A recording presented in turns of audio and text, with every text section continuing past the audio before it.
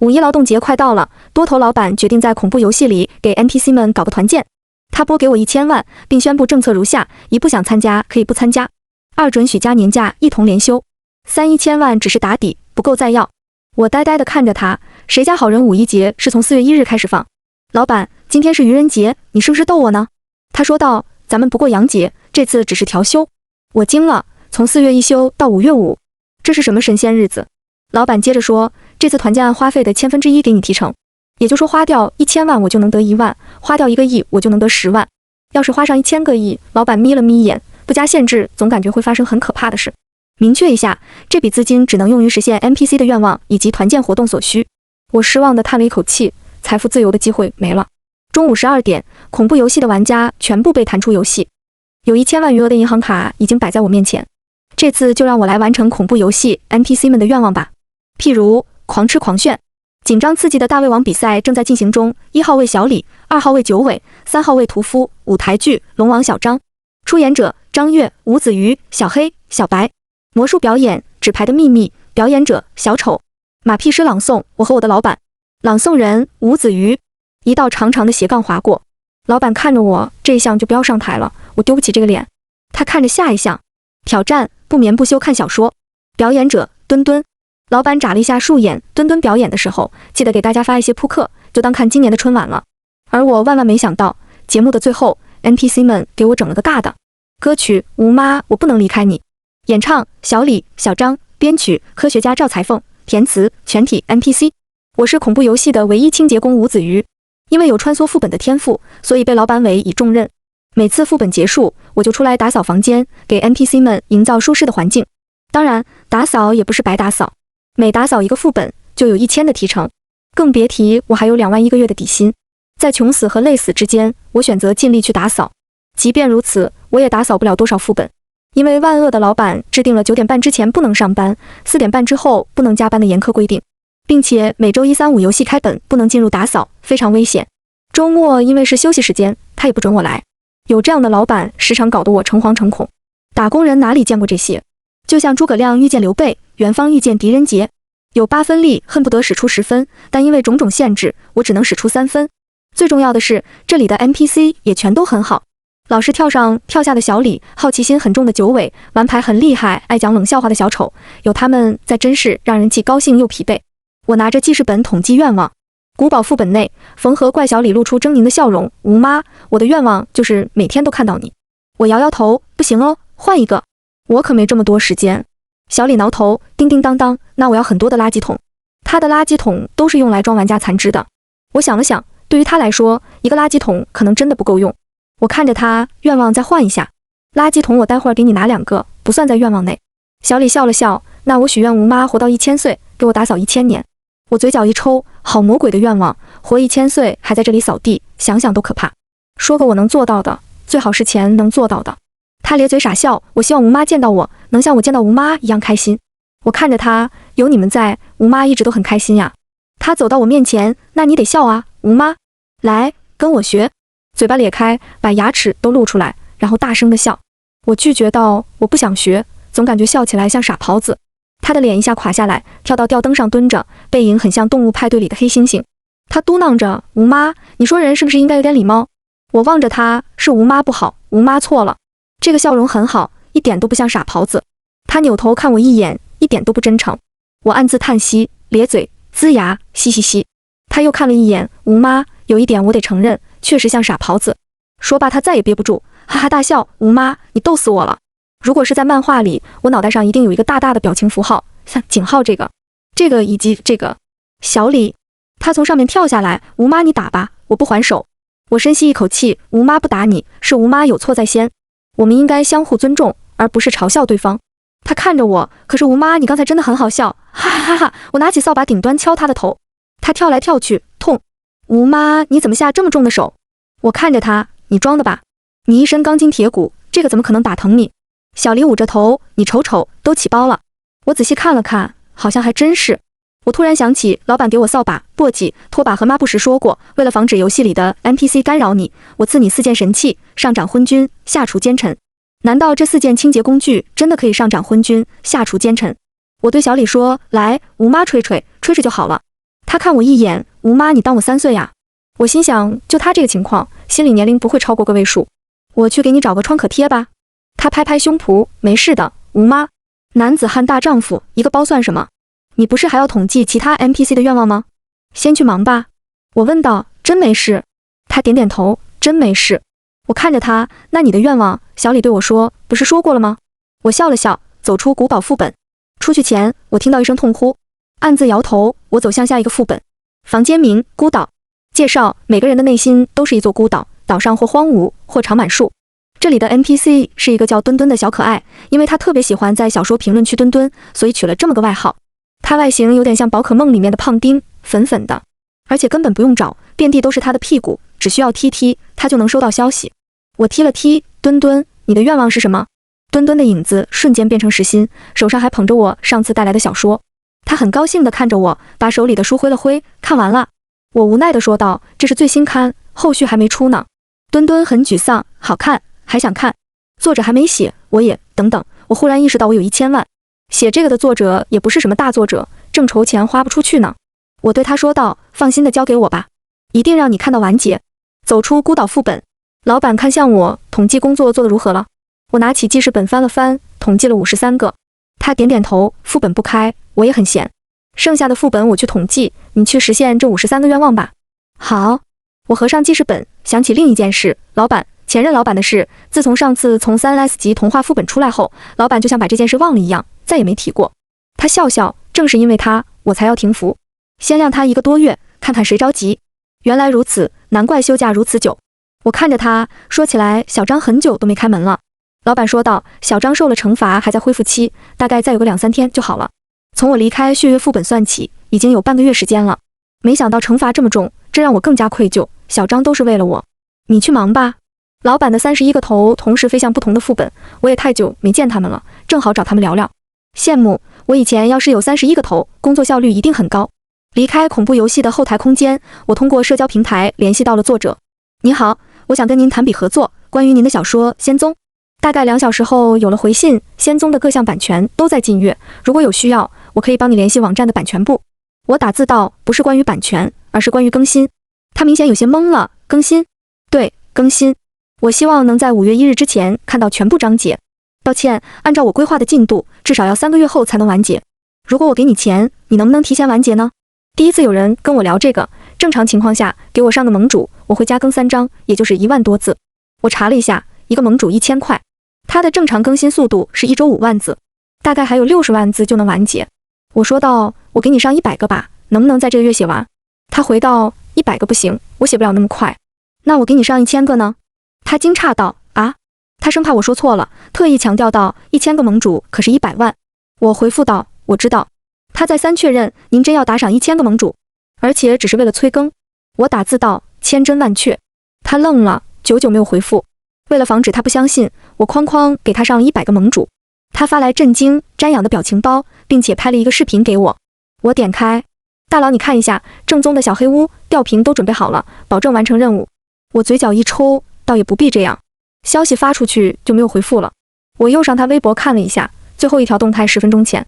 暂停聊天吹水，退网码字，请勿打扰。评论区发生什么事了？鸽子王号被盗了。有人回复，有大佬出手催更了，给仙宗上了100个盟主。回复的回复，氪金强者，恐怖如斯。有人窃喜，那岂不是很快就有更新可以看？感谢这位不知名的大佬。我退出评论区，哐哐又给仙宗上了100个盟主，直接把近月的读者等级都拉满了，充值还送优惠券、折扣卡，不错，后面还能省一笔。在墩墩的愿望右边涂上半圆，我看向下一个，想在荒漠中种上1000棵树。海怪，海怪是像伞一样盖在海面上的家伙，最喜欢望着太阳发呆。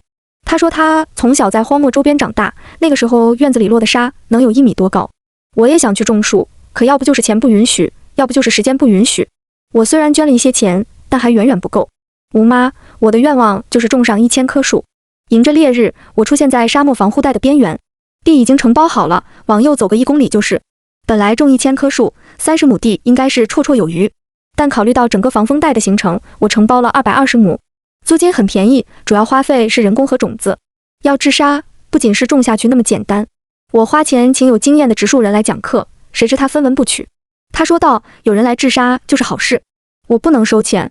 从树种的挑选到种植的间距，从草种的搭配到如何灌溉，他都讲得十分清楚。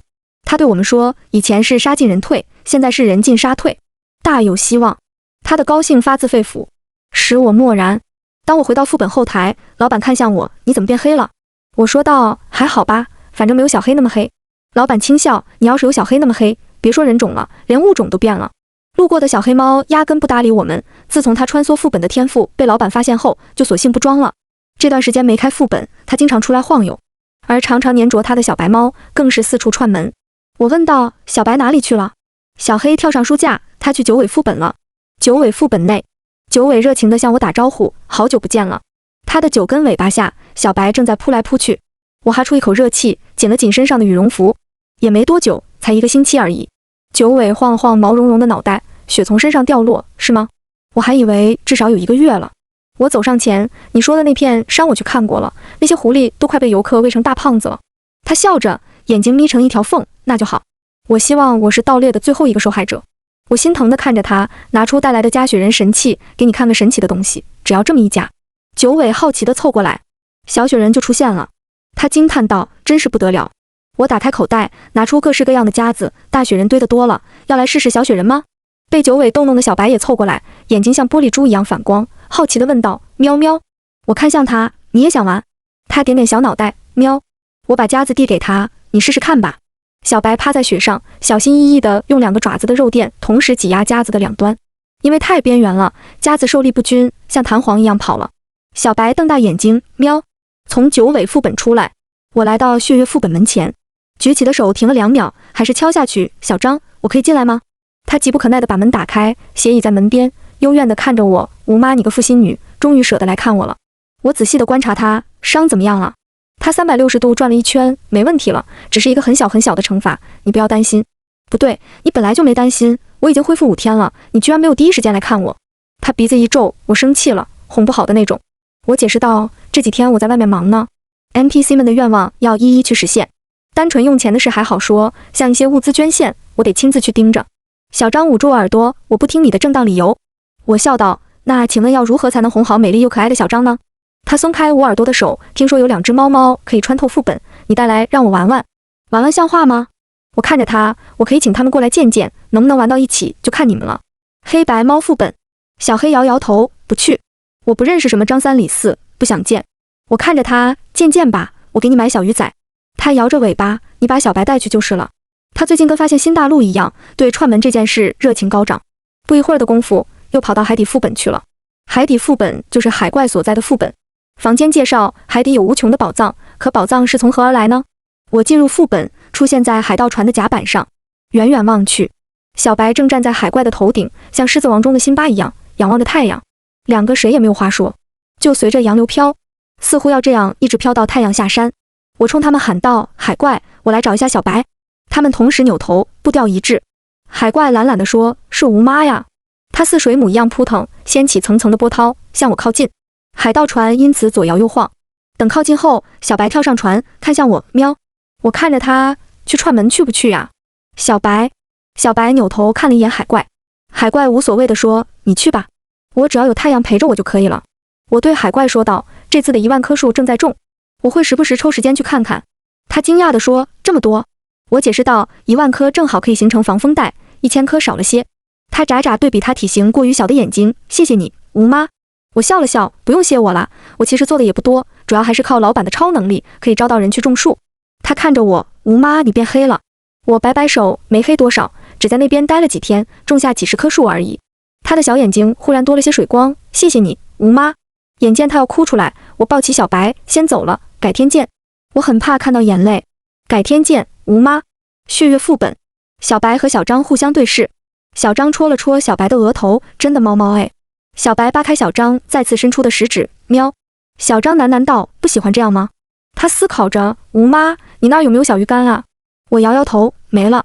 小张飞起来，找来一根狗尾巴草，在那儿逗弄小白。小白也很给面子，配合他左右动起来。嘿嘿。小张发出姨母笑，吴妈你走吧，这里不需要你了。随着时间一天天往后，大部分 NPC 的愿望都已完成。我发现他们要的都不多，愿望十分朴素。直到4月20日，花出去的钱还不到500万。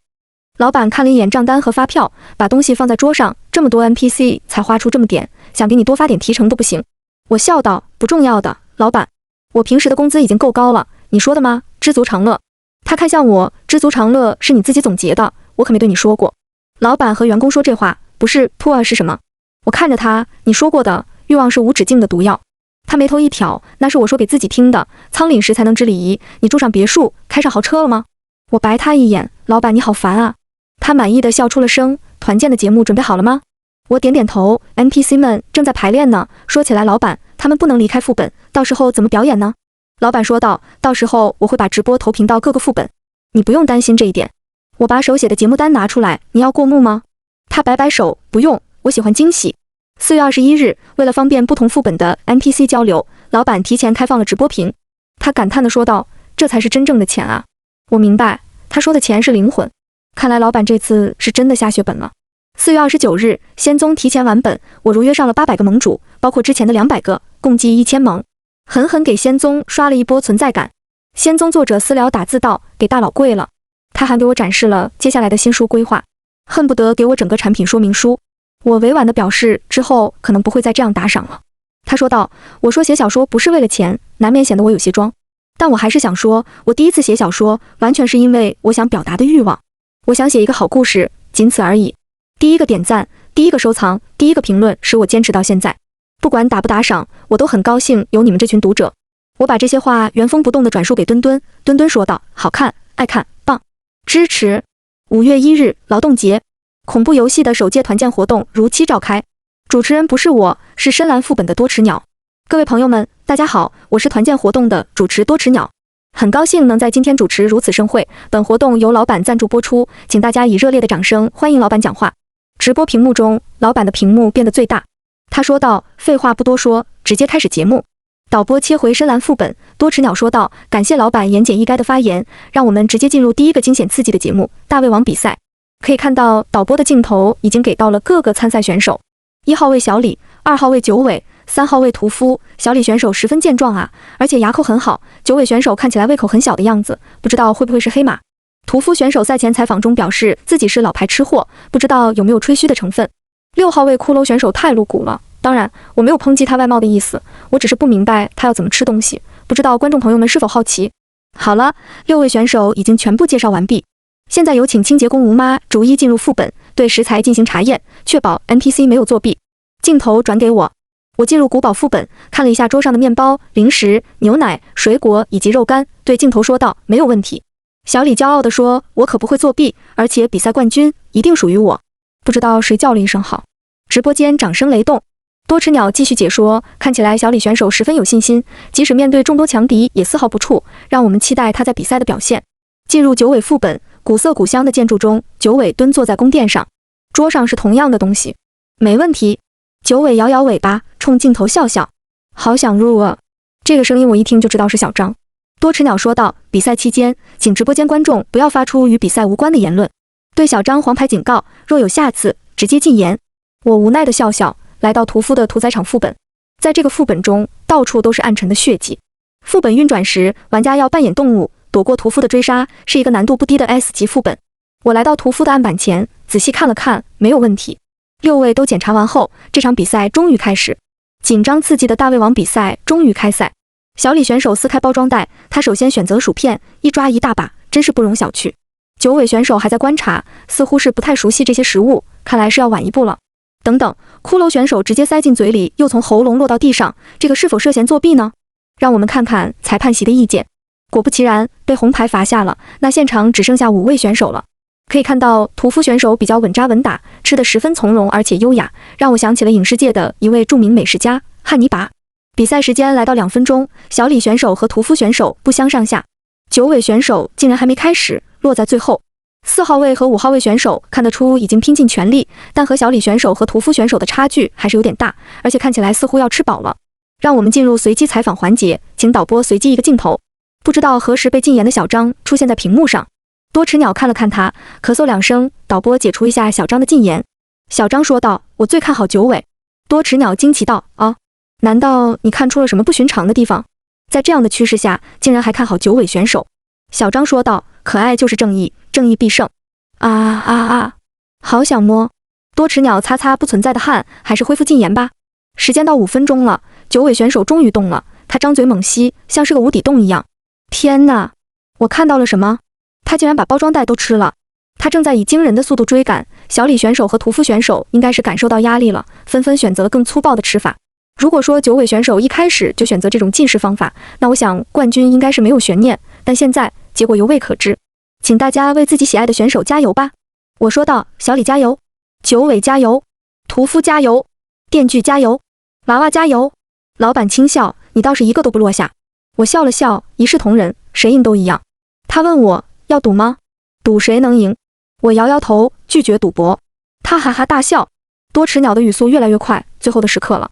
冠军是屠夫，恭喜屠夫，他以娴熟的技术展现出了老牌吃货的从容。冠军，他当之无愧。也让我们为其他选手喝彩，他们共同呈现了这场精彩的比赛，让我们这些观众大快朵颐。失败是人生的常态，也请几位选手不要气馁。有请老板给冠军颁奖。老板飞出一个头，奖杯悬浮在头的周边。他面对着镜头，对屠夫说道：“恭喜你！”总是板着脸的屠夫难得的笑了，谢谢老板，谢谢大家，我会再接再厉，身体力行，做一个真正的吃货。镜头转回多齿鸟，说起比赛，就不得不提起刚才某位被禁言的观众。有请小张、吴妈以及黑白双猫给大家带来舞台剧《龙王小张》。血月副本，我浑身哆嗦，反啦，反啦！一个赘婿也敢是主了。小白站在小黑身后，昂起一个小脑袋，看着小张，你区一个赘婿，居然还敢惹吴妈生气，真是不知好歹。你难道不知道在血月副本都是龙王说了算吗？小黑与龙王手下的指挥使已经搭上线，你不配再做我吴家的赘婿。弹幕上，小白好萌。小白怎么会说话了？听不出来吗？这是配音。这次我站小白。小黑站在房顶上居高临下，用尾巴卷起离婚协议书丢到小张面前，劝你乖乖签了，拿着你的东西滚出吴家。小黑也很帅。小黑什么时候来法老王副本坐坐呀？我家金字塔还蛮大的。你的算盘我在地宫副本都听到了。小张咬牙切齿，你们可别后悔。小张这演技不行啊，略尬，不如猫猫。小黑冷哼，还在嘴硬。我猫家和吴家强联合，即将晋升10架。你个小赘婿，10项就快滚！小黑霸气，我支持小黑。看见弹幕的小张再也绷不住了，我说你们会不会看戏呀？颜值就是正义是吧？我这么好的演技你们看不见？我拉住他，小张 OOC 了。他深吸2口气，麻烦导播重新喊一下开始。导播蜥蜴龙点点头，好的，没问题。3、2、1，开始。我回到副本后台，第3个节目纸牌的秘密已经开始了一会儿。老板问道，怎么这个时候才回来？我说道，安抚了一下小张，他似乎想起了一些不好的记忆。老板说道，他以前似乎是一个演员，只是和大多数人一样，没有混出个名堂。但这个世界就是不公平，努力就是不一定能得到回报。我深以为然地点点头，很有感触。从古至今都是如此。没有过多感慨，老板的目光移向节目单。马屁诗朗诵，我和我的老板。朗诵人吴子瑜。一道长长的斜杠划过。老板看着我，这一项就不要上台了，我丢不起这个脸。他看着下一项。挑战不眠不休看小说。表演者墩墩。老板眨了一下树眼，墩墩表演的时候记得给大家发一些扑克，就当看今年的春晚了。伴随着小丑精彩的魔术结束，终于来到了墩墩看小说环节。墩墩把厚厚的一本仙宗拿出来，我要开始看喽。他翻开封面，看了一眼目录，又翻开下一页。在漫长的看书中，还时不时发出莫名的笑声。我让导播把弹幕功能关了，有时候一些无心的话也会把人刺痛。这一刻，世界很安静，只剩下他翻书的声音。老板和我玩起了蜘蛛纸牌。老板，停服这么久，前任老板有什么动静吗？老板摇摇头，他不敢动，他手中攥着的权限不如我，现在动可太容易被我发现了。我看着他，我上次听童话副本的 BOSS 说，世界游乐园的 BOSS 曾经是前任老板手下的骨干，会不会在他那里？老板说道，有一定概率，但不大。对于前任老板来说，世界游乐园的 BOSS 是一个叛徒。我把整理好的牌放在一边，假期结束后，我想去世界游乐园看看。他点点头，去看看也好。老规矩，带上小黑小白。我嗯了一声，打了个哈欠。他笑了笑，想睡就睡吧，我把温度调一下。伴随着温度变得微微凉，我躺在毛毯上睡着了。再睁眼，墩墩也在打哈欠，他比了一个耶，我挑战成功了。多齿鸟恍惚了一下，恭喜墩墩完成挑战。下一个节目是 TNT 的舞蹈，让我们掌声欢迎。老板轻轻鼓掌，醒了。我舒展了一下身体，感谢老板，我睡得很好。他说道，这次休假最累的就是你，等他们放完假，我单独给你放一个长假吧。我摆摆手，千万别再给我放假，我真不知道什么时候才有时间打扫。而且小李他们肯定又要闹，好不容易才消停下去，我可不想在现实中又听到关于我的悬赏。欣赏完 TNT 的爆炸性舞蹈，我整个人都精神了，感觉脑瓜子嗡嗡的。老板看了一眼节目单，今天应该能演完吧？我点点头，应该能。当最后一个节目结束，我已经起身准备离开了。万万没想到 NPC 们给我整了个大的隐藏节目，歌曲吴妈我不能离开你，演唱小李、小张，编曲科学家赵裁缝，填词全体 NPC。 钢琴刺耳的声音响起，这个诡异的声音来自古堡副本3楼第5间的血腥钢琴。荒宅副本的骨笛在第2小节加入，平添1分7碗。在地宫编钟的厚重声中，宛若招魂的声音唱起，吴妈我要怎样离开你？我躲避我曾经的成长，而把自己还原成喜怒哀乐的本体，向你倾诉无尽的委屈。吴妈我没办法离开你，说不清楚为什么喜欢，单纯我嘴笨又十分贪念这份余温。痴望下一次开门再见。若时间没有尽头，我希望你再来打扫1万年。 Call back 是吧？绝对是小李写的。若昼夜始终循环，我希望咱们的故事连载不完。一定是墩墩。老板看着我，你怎么哭了？我擦擦眼泪，因为他们唱得太难听了。老板朗声大笑，他们呀也不知道给我写一首。反啦反啦，清洁工是主啦。我看着他，我给你写了马屁诗朗诵的，老板。他摆摆手，辣眼睛的我不看。我哼了一声，我想了好久呢。老板说道，那你递给我瞅瞅。1分钟后，他还给我，评价道，比他们写给你的歌还辣眼睛。伴随着歌曲结束，多吃鸟宣布第1届结束，感谢老板的支持，我们下一届再见。直播屏关闭。老板看着我，回去歇着吧，养足精力，危险还在后头呢。我离开后台，念叨着，真尬呀。